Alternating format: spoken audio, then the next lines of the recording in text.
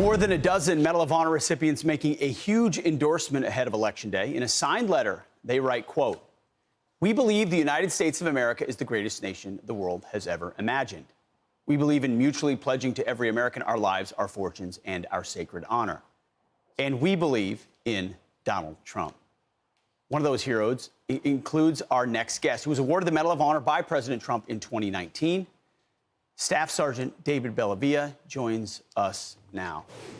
David, great to see you. Why the letter? It's you and others who have bestowed the medal, take great care in preserving that. You don't wield it without intentionality. In this case, you're saying, hey, we're coming together to support Donald Trump. Why?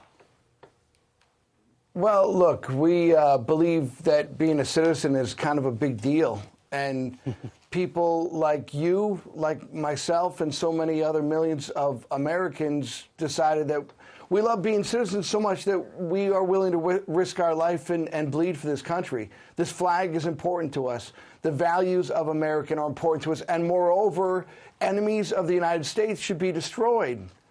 We're trying to protect and preserve this country. I can't believe we're having this conversation on TV right now, that we have to delineate ourselves from the other side. It's not just that former President Trump believes in those values, and as recipients, we believe in those values as well.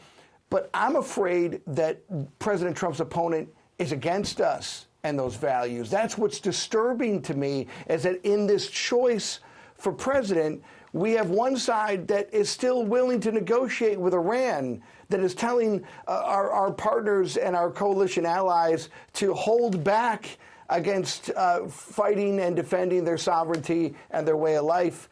It's a troubling time, but to me, it's the most simplistic decision I've ever made in my life.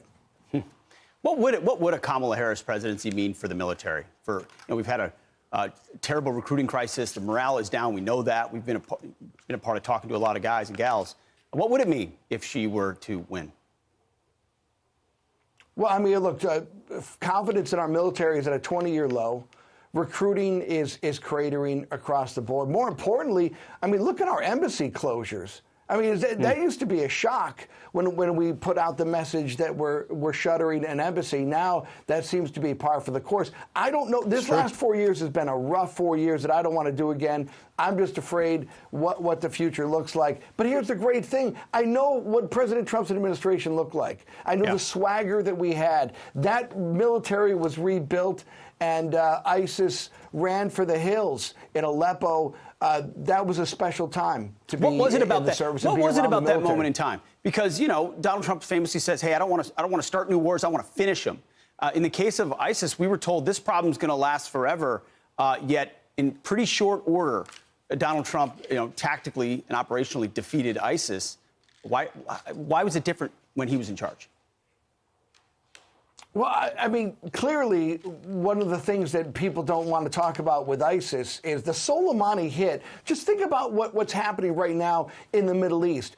How does this look differently with Soleimani running Quds forces and the Iranian Revolutionary Guard? We all got an education on Iran's relationship with Hamas and Hezbollah after October 7th of 2023. But, Pete, for guys like you and me, we know that Iran has killed our friends. We know that technology in Afghanistan and in Iraq came from Iran. And remember, when Soleimani was killed by the Trump administration, you still had members, some of them running for president of the United States, that were against the attack to take Soleimani out.